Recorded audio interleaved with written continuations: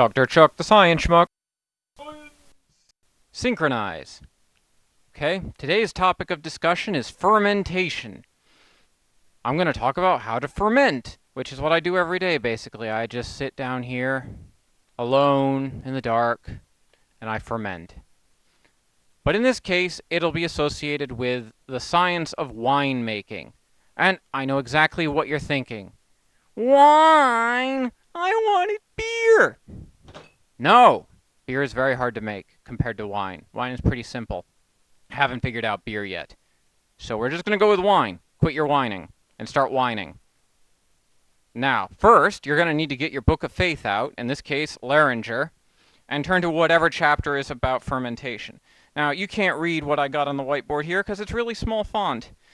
But I'm just going to point to it because your vision's about as good as mine.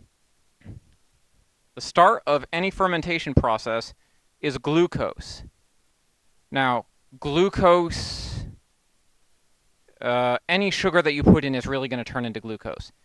It doesn't matter if it's starch, it doesn't matter if it's galactose or fructose, enzymes are going to shift it into glucose conformation. From there, the glucose goes through a long process of glycolysis. Now, this is a consistent process throughout basically all forms of life. It's actually one of the few processes, well, there's several processes that are consistent with just about everything that's ever lived. What it does is it uses ATP to change the glucose in such a way that it can be broken down in a way that generates 4 ATP. So it consumes 2, makes 4, and that generates a net gain of 2 ATP, which ATP is the basic fundamental power source of all life. Not in the sense that we can eat it. I mean, that's a weird thing to think about, but you never eat ATP. Well, you do eat ATP, but you can't absorb it. It breaks down. It's generated cytosolically from energy-bearing molecules like glucose. So the glucose eventually goes through this process where ultimately it's split in half into 2 3-carbon pieces, which are the 2 pyruvates. So normally, those then go off to the Krebs cycle where they're continually broken down in a bunch of cyclic reactions and eventually consumed as carbon dioxide to generate NADH, which NADH, how to describe it exactly?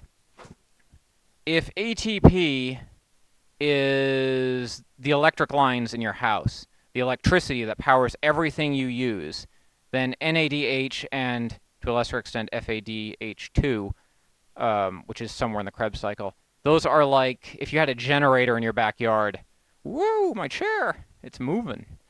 If you had a generator in your backyard that ran on gasoline, those are like the gasoline. You can't power everything in your house with gasoline unless you're the redneckeriest redneck I ever did see. I mean, if you have a gasoline-powered toaster, you might be a redneck.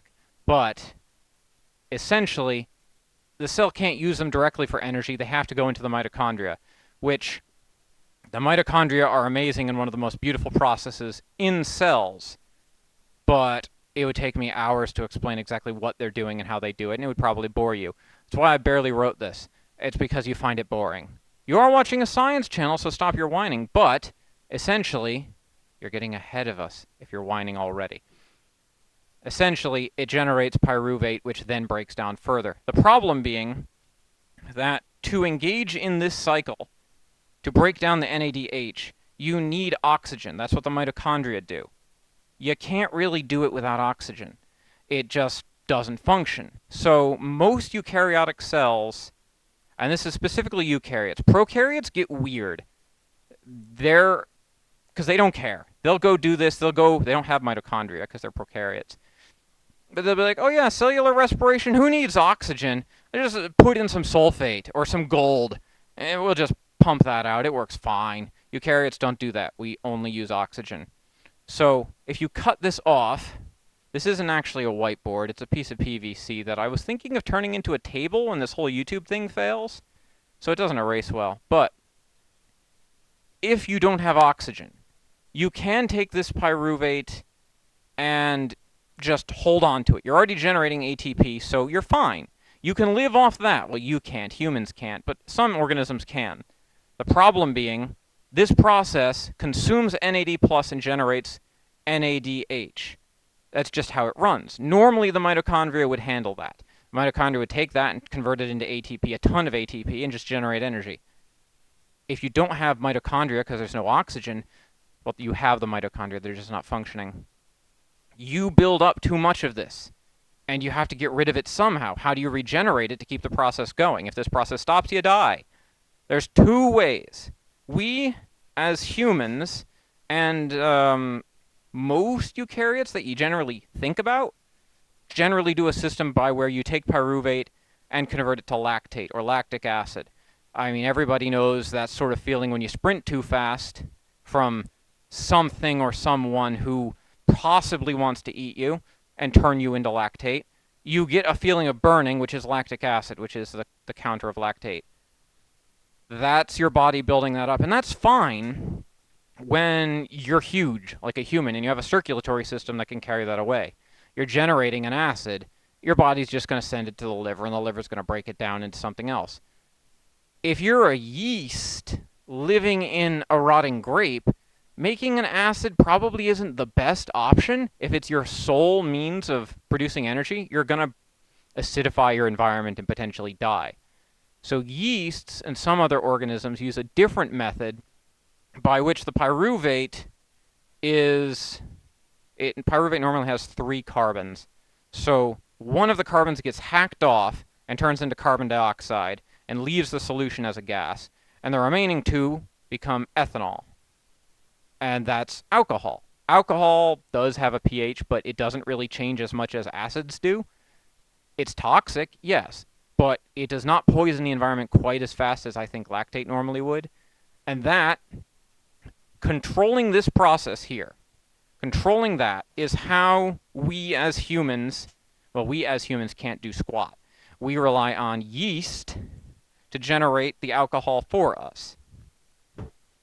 So, essentially, to summarize all of that mumbo-jumbo, all you need to do is have a situation where yeast are exposed to glucose or some other sugar that they can eat, but not air. If they're exposed to air, they'll just break down they won't make alcohol. They'll just break it down all the way into carbon dioxide and keep growing really fast. You need to limit them so that they only have that one option. And they will generate from that sugar. Every sugar molecule gets split in half. So 1 glucose turns into 2 ethanol and also 2 carbon dioxide, which leaves the solution as a gas. It does have an effect on pH, but generally speaking, it's not huge. So, the question then becomes how to apply this, which is a question I found myself asking probably a few months ago. I thought to myself, wait, this is really simple. Like, really simple. And this is one of the oldest things humans could do. Baboons can do this with piles of berries. And it occurred to me, why don't people just do this? Like teenagers trying to find fake IDs and buy beer and alcohol? Why don't they just manufacture alcohol?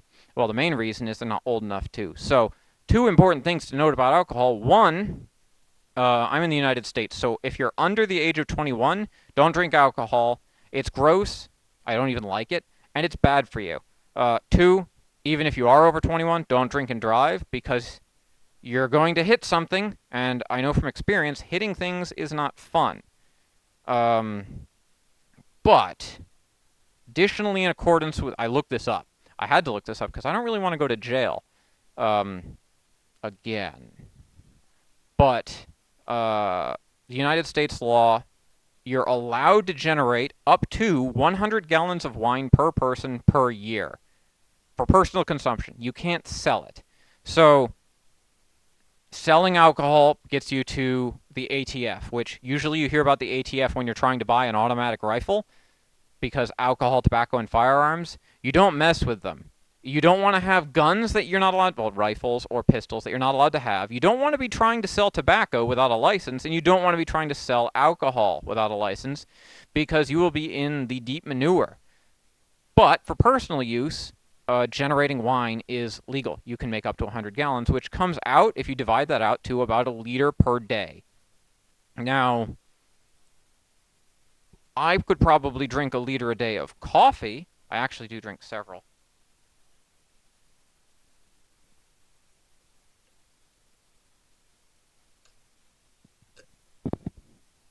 Tasty. Most people don't drink a liter of wine a day. That's quite a bit of wine. I mean, you probably could, but I'd strongly recommend not doing that unless you have a liver that takes up most of your body size. You'll probably get cirrhosis by the end of that year. And yet, that's the regulated volume, which I guess people at one time did drink that much. We don't do that anymore. But yes, to the point of it, I'm going to do a demonstration of how to apply fermentation to generate wine in the cheapest way possible. Now, of course, before any sort of thing like this, you have to remember the eye protection.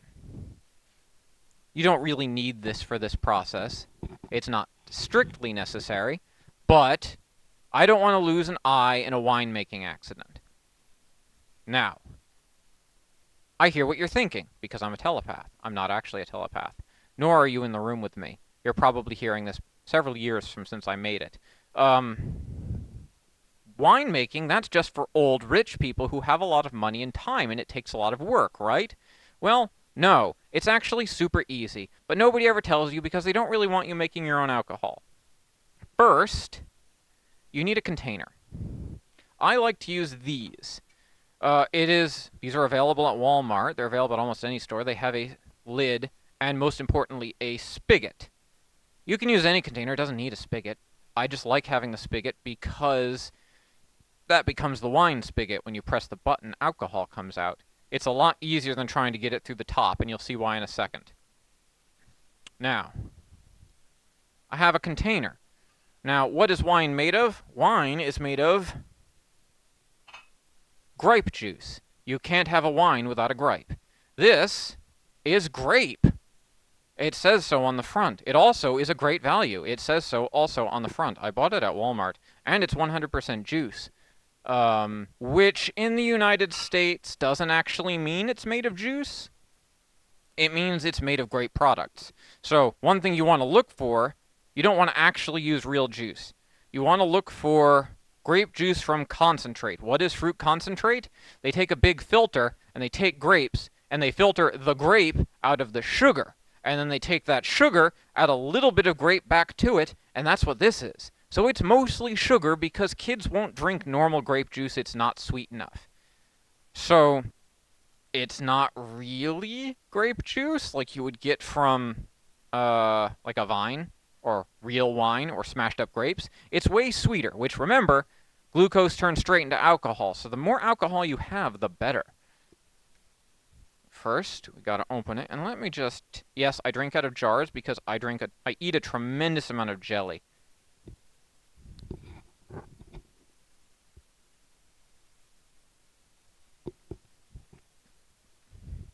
It's very sweet. Ugh. I don't think I could actually, like, sit down and drink... Oh, of course I could. So, into the jar.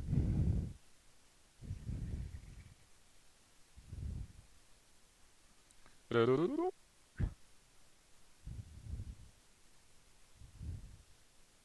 I'm going to save a little bit to prove myself wrong, and I will drink that, because my diet is probably 99% processed sugar, because I have the metabolism of a hummingbird. Now, you may be wondering, Dr. Chuck, what about sterility? What do I care about sterility? I'm not a surgeon. Do you think my ancestors back in France, stamping on wine in their weird bare feet, were sterile? Clearly not, because I'm here.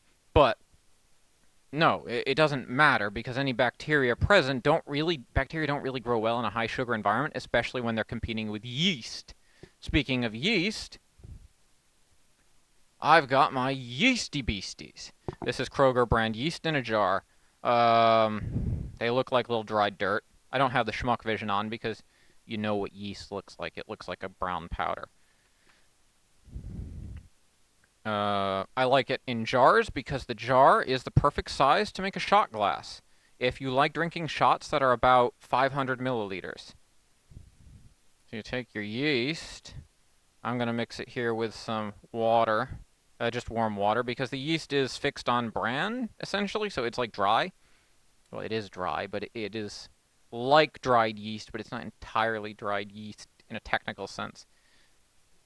Now, interestingly enough, yeast is a single-celled fungus, so it's related to mushrooms and stuff. It has a chitinous cell wall, but it only usually grows in one cell. The species of yeast we use for brewing is Saccharomyces cerevisiae, which sounds like the Spanish word for beer, which is cerveza. It's one of the only words in Spanish I know. Porque no puedo hablar español. But it is used for both bread and beer, and people will argue you on this point. Well, no, there's special yeast for special purposes. Yes, but that's like saying there's two different breeds of sugar maple. Sugar comes out of both. It doesn't matter, especially in this application. So, I've got yeasty beasties. Pour them in. Now, you may notice there's yeast, there's grape juice. That's all we really need, but it's exposed to air. Like, this is where the air is. I'm giving it a poke right now. We need to close that off. Now, you might say, oh, Dr. Chuck, there's that nice cap. Do not do that. Don't do it, because it's a trick. Remember, carbon dioxide evolves from the reaction. If you were to seal this up, you've created a pressure vessel. You've made a bomb. It's not going to explode the glass. That spigot is going to come out at high velocity and spray wine, half-made wine, everywhere. It'll smell like a brewery, and this stuff stains like crazy. So that is a very bad way to seal the container. But you gotta ask, well, how do we seal the container? Well, all we need is a layer of material that oxygen can't get past. So what I have here is canola oil. It's oil of a canola. It's not actually from canola, because canola is not a plant. It stands for Canada oil. The actual plant is a rapeseed, which is like it's similar to mustard, but it grows in Canada. Obviously, they don't market it that way because every person in the United States associates rapeseed oil with uric acid, which in the 1960s people thought was toxic because they did all the toxicology in rats, and rats are really a terrible model for human toxicology because their livers work entirely differently. So, gotta open that oil up. It doesn't have a smell.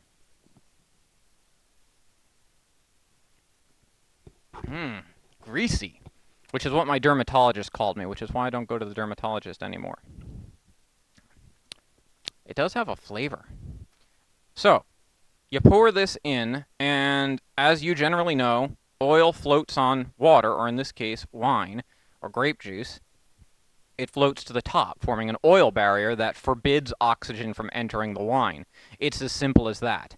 As carbon dioxide is produced, it will bubble up through the oil and depart. Oxygen cannot go through the oil, and the wine will ferment underneath it.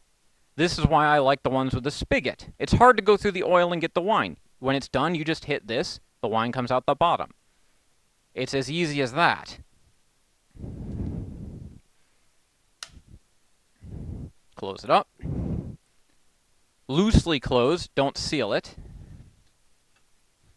Set it aside, and there we go. That will undergo fermentation and turn into wine for the high price of like $2 to buy the grape juice. Now, this in theory will work with any juice. So, apple juice turns into cider. Just sugar water will turn into something gross and sugary. I call it yeasto because that's what it tastes like. Which leads me to my primary concern here. This is boring. This is wine. I've done this before. I've done this lots of times. It's boring. It's dull. Everybody knows what wine is. Everybody knows what wine tastes like. Gross. It doesn't taste good at all. I don't like it. I like making it, but I really can't stand drinking it. So, I thought I'd try something new. I have another one of these jars. Let's try to make something a little tastier and a little better for you, because what is the best thing for the human body? Stimulants, of course. Hold on a second, I need more coffee.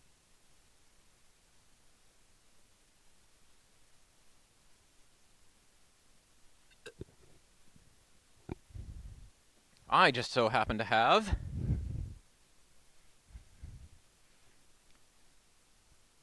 4 liters of Mountain Lightning. Now, what is Mountain Lightning? It's like generic brand Mountain Dew. 54 milligrams of caffeine per 12 ounces. Note that this is the sugared kind. They don't make Diet Mountain Lightning because nobody would drink it. Also, interestingly, while Mountain Dew eliminated the brominated vegetable oil, Mountain Lightning totally didn't. What is brominated vegetable oil? Short one-sentence summary, probably in 5 sentences, is that the flavoring in citrus soda is made of citrus oil, which is buoyant. It'll float to the top. By combining it with brominated vegetable oil, which is vegetable oil that has bromine replacing some of the hydrogen, you can create a solution that is equivalent density to water and will stay suspended in the Mountain Lightning. But, I mean, comparatively, if we look at the amount of sugar, so for 8 fluid ounces, well, this one's 12, so the serving size is different. There's 38 in here and 50 in here, so that's about the same amount of sugar.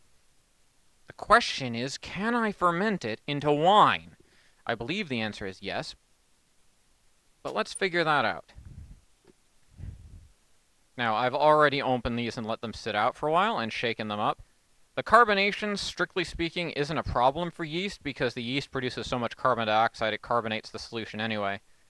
You just want to give it a good,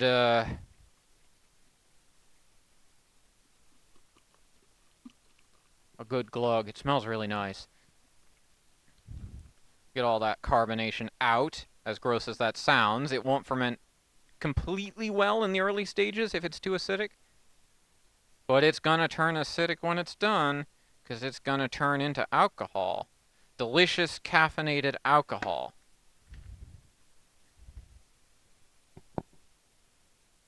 Ew. Apparently in California you can get 5 cents for this. Huh? Wait a second. You can also do it here in New York. I didn't check the New York statutes. I'm assuming they're the same as the federal, which is always a terrible assumption. You never really want to assume that. Ooh. I wonder what it actually tastes like.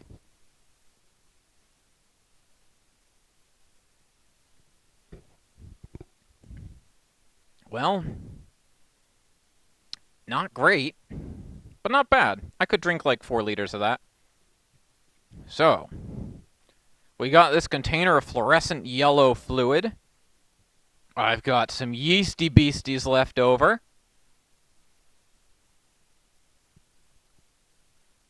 Ah, the hissing of success. Well, it's not success quite yet.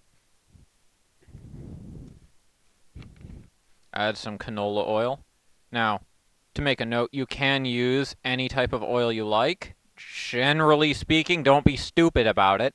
Canola oil, soybean oil, corn oil, peanut oil. Not if you're allergic to peanuts. Don't use the peanut oil if you're allergic to peanuts. I shouldn't have to say it, but I do have to say it because one of you out there was thinking it. You can even use mineral oil if you really want to, but just don't eat any of it because you shouldn't eat mineral oil. It'll go right through you. Don't use motor oil. It'll impart a strange flavor to the wine. A little bit more of that. There. Exactly the same process. We have our solution of sugar with yeast in it and a layer of oil. The main difference being I'm going to give it a shake.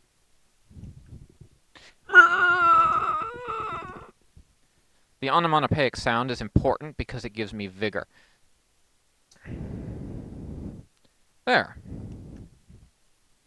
Now, as you can see, I've got these 2 containers sitting here, and they are in the very early stages of fermentation. So, how long does this process take? And, well, that's the primary issue. How long does winemaking take, you ask? Well, most people think about years. Wine is only good after years, right? Not really. That's just aging in the barrel to give it a stupid barrel flavor. This wine will taste vastly superior and will be done in about 10 days to a week, depending on temperature. This basement is, I don't know, Celsius, so it's like 65 to 70 Fahrenheit, with a humidity of moist, like ridiculously moist. So probably about 10 days. So I'm just going to have to sit here and wait 10 days, and it should be done. And I'm back. Huh. Things look a little different. Weirdly different. But on the plus side, my coffee came back, and it even got bigger.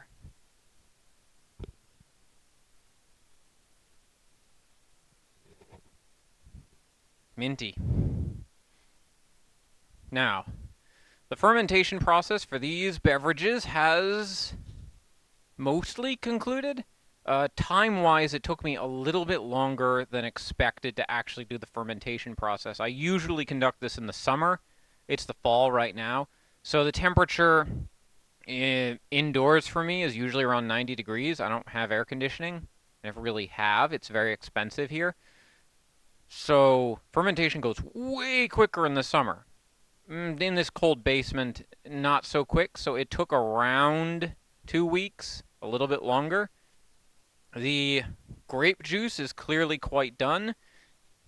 It's hard to tell from the potato view, but the liquid inside is, excuse me, that coffee with mint is probably not the thing to be drinking before drinking a whole bunch of alcohol, but you can't drink alcohol without caffeine or you'll pass out. Well, you shouldn't drink alcohol with caffeine because it will make you sick. I need caffeine to drink alcohol because I will pass out. But as you can see, it's mostly the same color, slightly more reddish. The yeast is a purple color and is sunk to the bottom. This is weirdly the same color.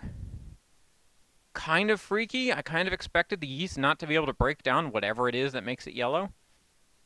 It's got like a weird oily scum on top, which is kind of normal. Yeast does that. It's not entirely done fermenting. I mentioned this to someone at work and she suggested that the citric acid used to flavor the soda probably makes the soda a little too acidic for yeast to grow very successfully. They definitely are growing because you can see bubbles and off gas and stuff, but not nearly as fast as this. So, now the question is, now that I've let them ferment, now we start the fun part. This would be fun if I liked wine. I actually can't stand wine. It's gross. Also, there are flies. Something I probably didn't mention earlier, which for you is only a matter of minutes ago. You should probably cover these with, like, screen, because there's fruit flies. And anyone who knows fruit flies knows what kind of mess they're making in there. But I don't care, because flies add protein. You should really cover them, seal them, and keep it warm. Now let's see what this actually looks like. Ew, it got on the ground. Huh. It's still turbid. Reddish pink in color. Carbonated. Red wine is supposed to be fizzy. Supposedly. The smell is... smells like wine. I mean, it doesn't smell like anything.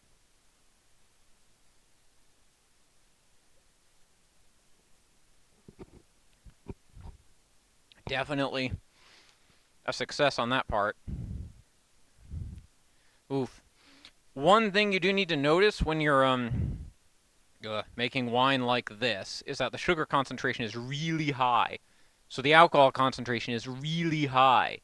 Like beer is somewhere around like, I don't know, 8%. This will be up to like 15. So when it hits you, you can feel the alcohol. It makes like a burning, evaporating sense in the back of your mouth.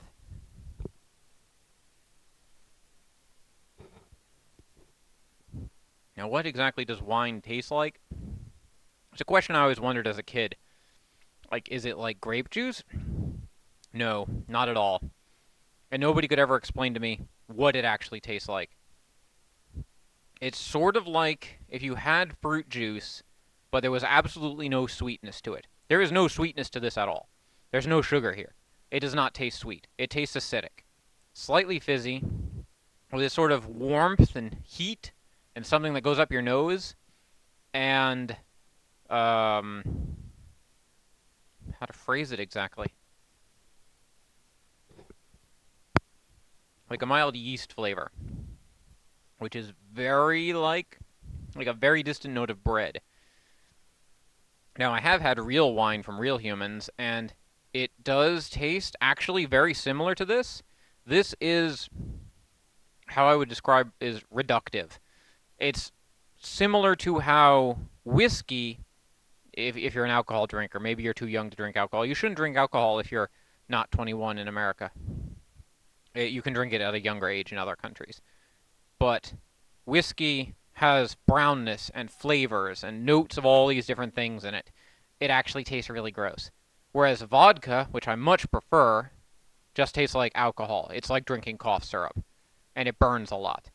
And it's better because it's just the taste of alcohol.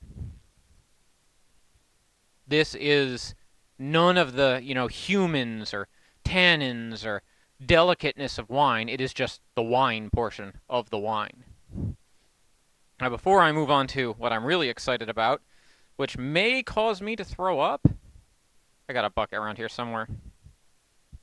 I'd just like to give a demonstration of one of my favorite mixes to do with this wine. If you got any, find yourself some tonic water. I get the diet because the sugar makes me very sick. But what is tonic water? It's not alcoholic. If you don't know what tonic water is, it's basically a soft drink flavored with quinine. It's very fizzy. It's sweet. Except the quinine flavor makes it very bitter, which, how to describe it? It would be like sucking on the rind of grapefruit without any of the fruit, just the bitter. It's commonly mixed with liquors, supposedly. I don't know who.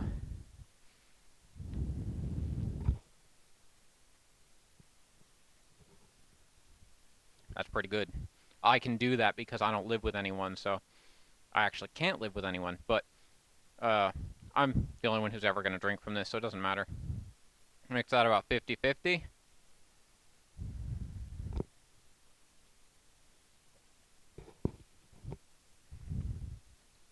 That's the stuff.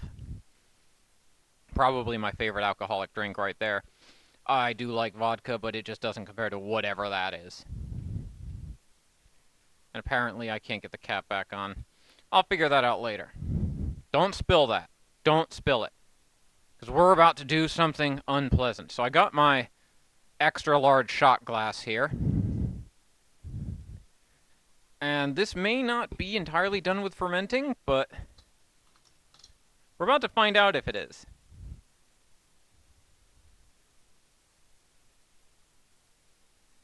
It's very fizzy. It doesn't look quite like Dr. Thunder or Mountain Lightning. Is this Mountain Lightning? This is Mountain Lightning. Dr. Thunder's a brown soda like Dr. Pepper. If you drink enough of that, you get a PhD. That's how I got mine. It's much more turbid than normal soda. It's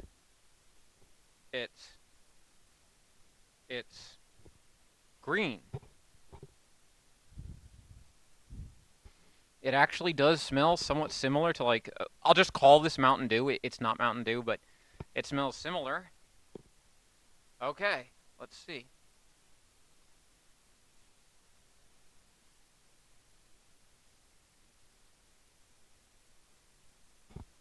I would say it's a flavor I've never had before, but it is.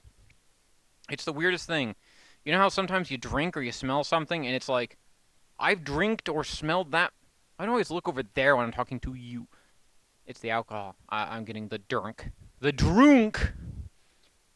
But you know that feeling when you drink something or you taste something and it's... You remember it and you're like, I've had that before. I've smelled that before. I've tasted that before, but I don't know what it is. That's what that's like. This is definitely not fully fermented because it's very sweet, like Mountain Dew. It tastes like Mountain Dew, but there's something in it that's different.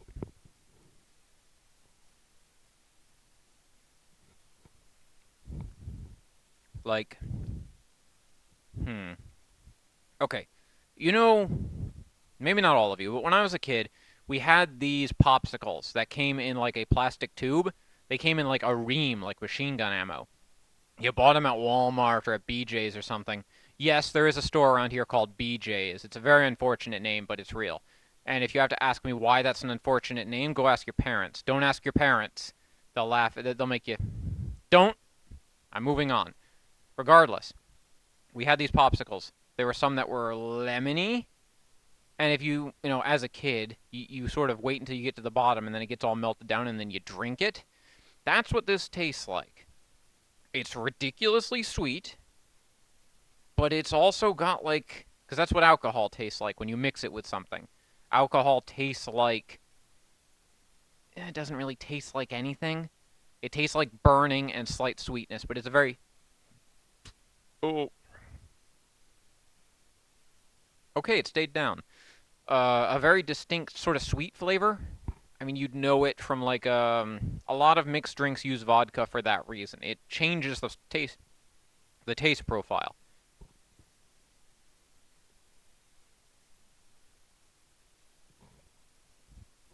Hmm. So there is alcohol in it. Not nearly as much as this, but some. I guess I can try to let it ferment longer, but I mean, if I had to draw a conclusion from this, you can ferment as much wine as you want from fruit juice. It's real easy. I've got a nautical buttload of this.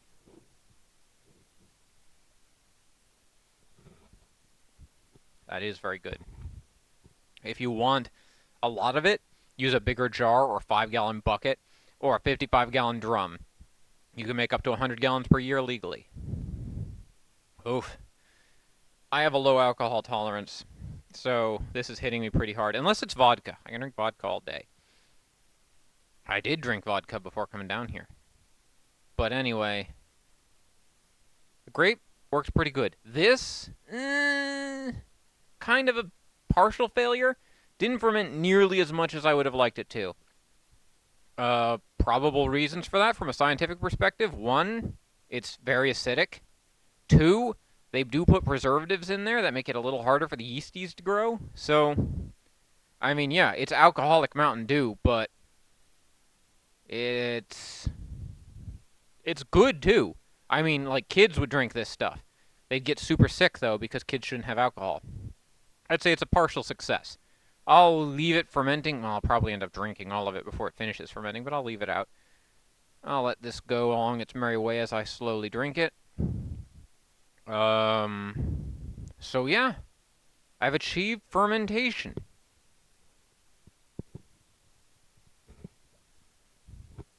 It's just so weird. It's a really weird flavor. Regardless, let me conclude the episode with a bit of a warning. Don't make alcohol if you're not over 21, because you're not supposed to have alcohol unless you're over 21 in the United States. I don't know about other countries. I've never lived in other countries. I'm not allowed to live in other countries. You shouldn't drink alcohol if you're under 21.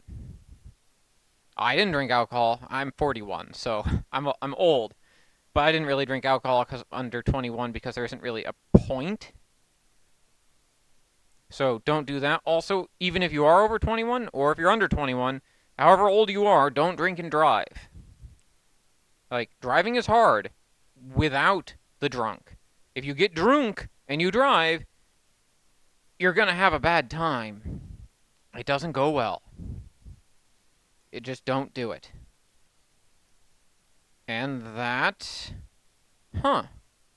This episode took forever to make, so I'm a little pleased that it's finally finished. Although it feels oddly anticlimactic, but that might just be because that stuff makes me a little sick, and it's trying to come back up. So, remember, you don't have to like and subscribe. There isn't really a good reason to. I'm not monetized. I don't expect this channel to ever be monetized. I don't really expect people to even watch it. It's for my own... This is for me to drink here. It's not really for entertainment purposes. Except my own, I suppose. So you don't need to like or subscribe. It doesn't actually matter, because it's not monetized. And I do believe that's it for this episode. Thank you for watching. Go make some wine. Make as much of it as possible. Unless you're under 21, then don't listen to a thing I just said. Excuse me. I need to go. Extra.